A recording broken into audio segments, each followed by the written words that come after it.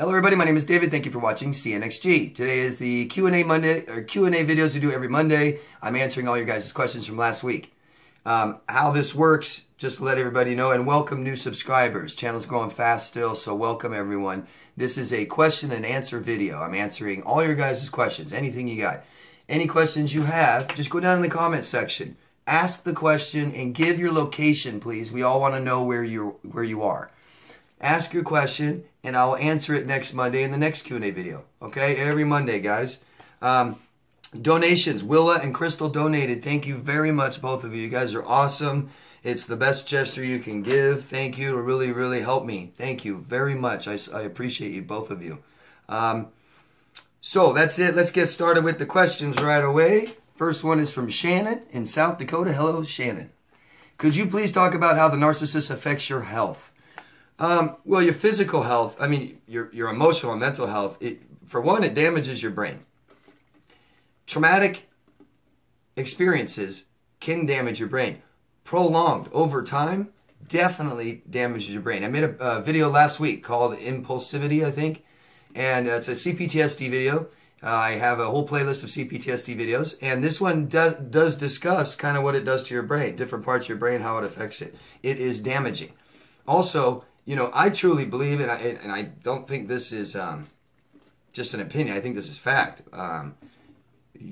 Your environment affects your health. If you're negative all the time, you're not going to live long. I don't think so. And I'm amazed when you see that old angry man at the end of the corner that lives to be 90, 100 years old, and he's a total asshole. But, you know, all too often, people that are with abusers for 10, 20, 30 years, go to the hospital, get cancer, get sick, need surgery, stuff like this. It's just the way it is. Talking to my clients, I'm finding this out. And it's usually a little bit older, and it takes time, but yeah, it kills you. It's killing you. Besides the fact you're not meeting any emotional needs, you're dying inside. That's how I think. Thanks, Shannon. Recovery from Mucho Sickos in North Carolina. Hello. If the Hoover attempts fail, and the narcissist moves on with new supply, who was there before the disengagement with me, will this make the devaluation come quicker or slower to the new supply? Well, who knows? I don't know what's going to happen in this situation, but I'm sure the devaluation stage has already started, and you'll know when they start contacting you again. That's usually what happens. They're never happy. They're always bored. They always want more. It's never enough. It doesn't matter who they're with. Eventually, they stray. Or they stray the whole time. Okay? Hope that helps. Little Miss Issy X. Hello. My ex's new supply is sending me and our child messages saying, if I have a problem to call her. We've been no contact for 4 weeks and I will not ring her, but is this normal? Well, sounds like she's controlling, right? For whatever reason, she's being controlling and trying to take over this. Maybe he's really, really convinced her that you are just nasty to him. And that would be my guess, that you are such a bad person. He just cannot communicate with you. It just kills him and hurts him. It's stressful. He can't stand you. So she's going to deal with it for him because she's brand new, kind of.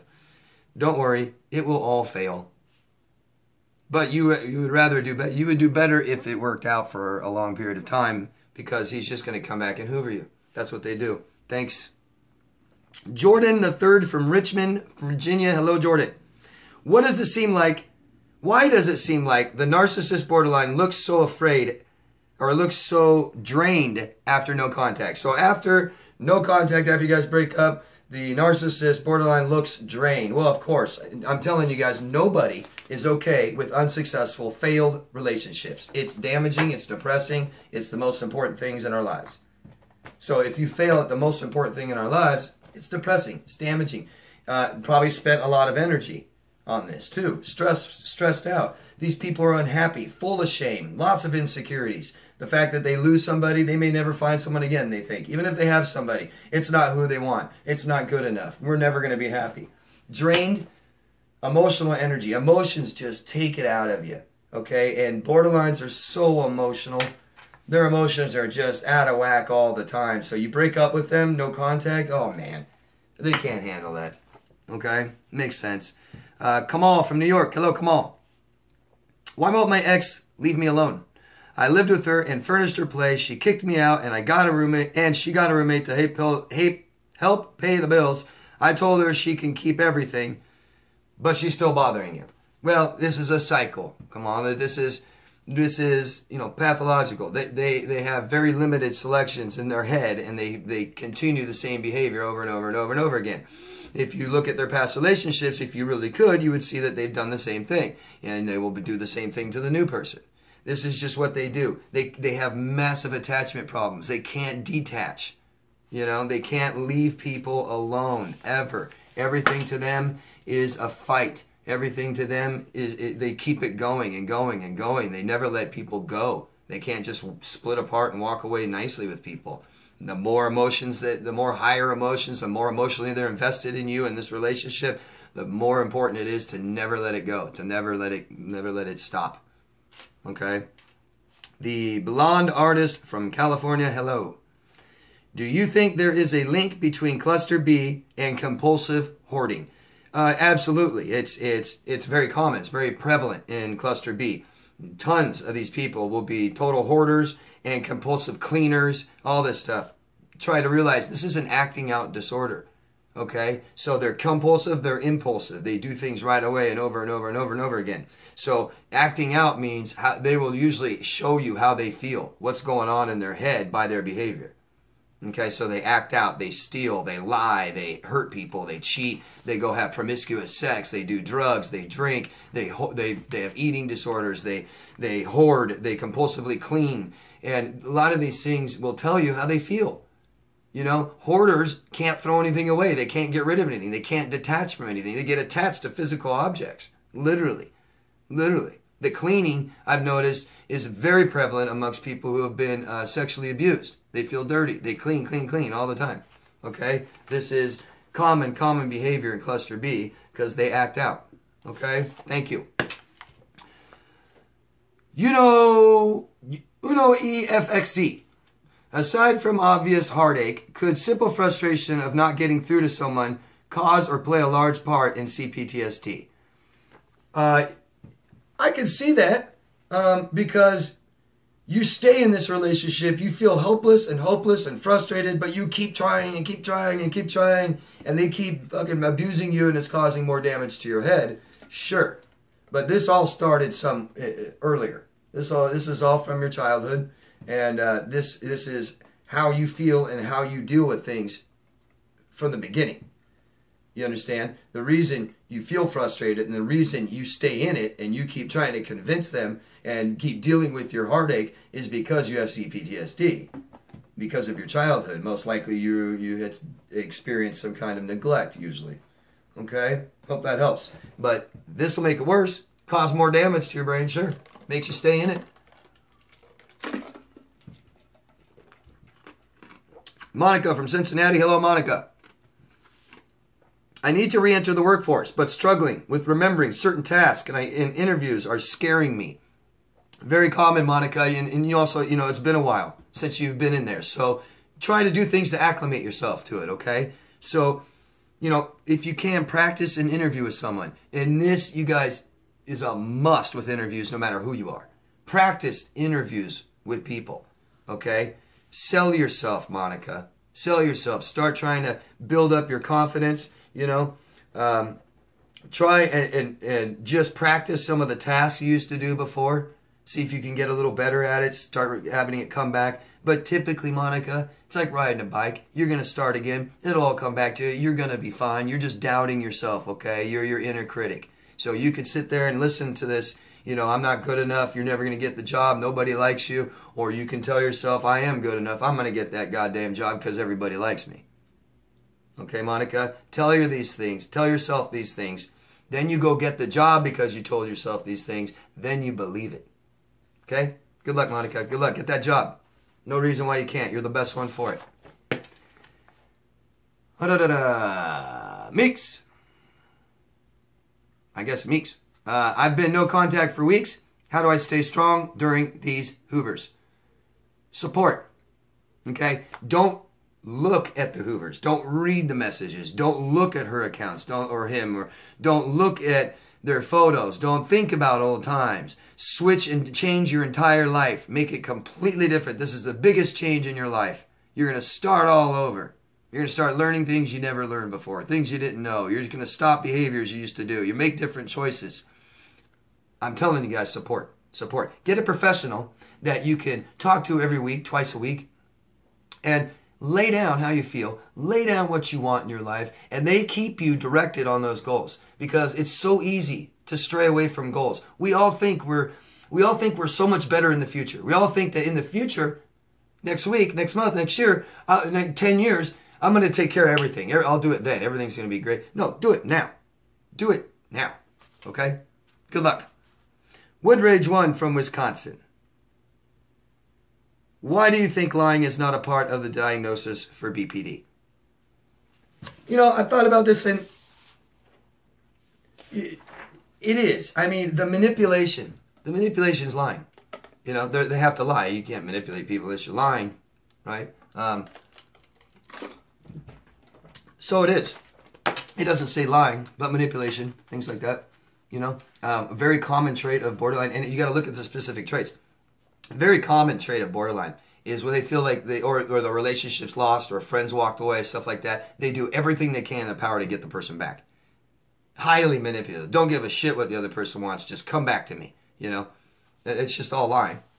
Okay, but yeah, you're right. It doesn't say lying as one of them, but it's a part of several traits, I believe. Thank you. Sunset Sunrise, New Orleans.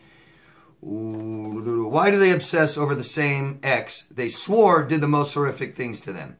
It's amazing, isn't that? That's really common. You'll notice with your guys as ex who are disordered that look at their parents. It's so common that they'll tell you they had a great family life, and then they'll tell you about the massive abuse they endured. But then the next day, their family's great. And then the next day, I hate my family. They're so bad. They'll never apologize to me. I can't talk to them. I can't. And the next day, they're over there for lunch, acting like nothing's wrong. It's this black and white thinking. It's just nothing in the middle. Everyone in the world is either really bad or really good. Really bad or really good. Not even just bad and good, right? So they switch back and forth. And this is a very common thing to somebody who's not comfortable, not happy, can't do things themselves. And they just constantly go back to old supplies and go back to their abuser parents and go back to somebody that abused them and go back and abuse different people. And you know, they leave this person because they're so unhappy with them. No, they're just unhappy. And then they go to somebody else and they're still unhappy with them. That's why I'm telling you guys, dating people doesn't fix your life. You know, but they seem to think this. They think that everything is external. Nothing is internal for them. So everything is done to me. Everything I need is out here from somebody else. I need this thing. I need this person. This person has to do this for me. That's the whole thing with disordered people. Is everything is external to them. Everything I need is out there. Everything that makes me feel good is out there. When in fact, everything you need and everything that makes you feel good is in here. And they will never figure that out. Black and white thinking. Black and white, you're fucking great. I hate you. That's what they do. That's that idealization and the value. You're amazing. I hate you. I mean, it's just everything. Their jobs are like that. Their cars are like that. Their pets are like that. Their clothes are like that. I love them. I hate them.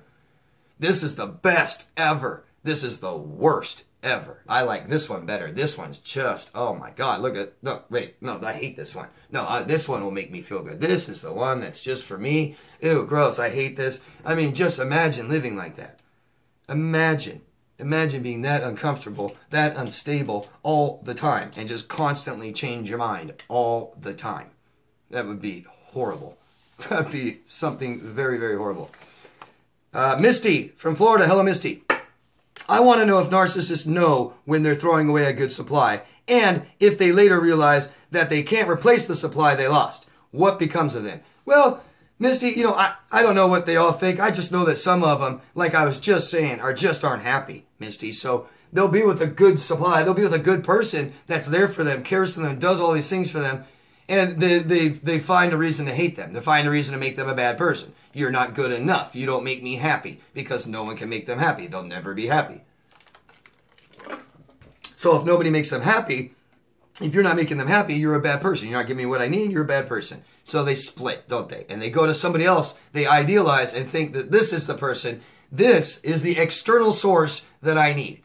And they go to that person, and then it's great, and you get all the chemicals and hormones, and they believe this is the person of their dreams and soulmate, and then they realize, oh, I'm not happy, I don't like this person, nitpick them and say, you suck, I'm out of here, I'm going to go back to them. They were the best. They were better than you. They treated me better than you, made me happier better than you, so that's all I can do. I can just go back to them. No, go to somebody else, no. And you can't be by yourself, so hope that helps. And that's the end of part 1. Thank you, guys. Please, if you can, share this on social media, forums, groups, Facebook, LinkedIn, Snapchat, all that stuff. Just put it out there, man, because there's so many people that don't know this exists, so many people being abused, so many people that just need one piece of this information to change their life forever. Okay? Please share it, get out there. Thank you, guys. Do your part, and love yourself first. I'll see you in part 2. Bye-bye.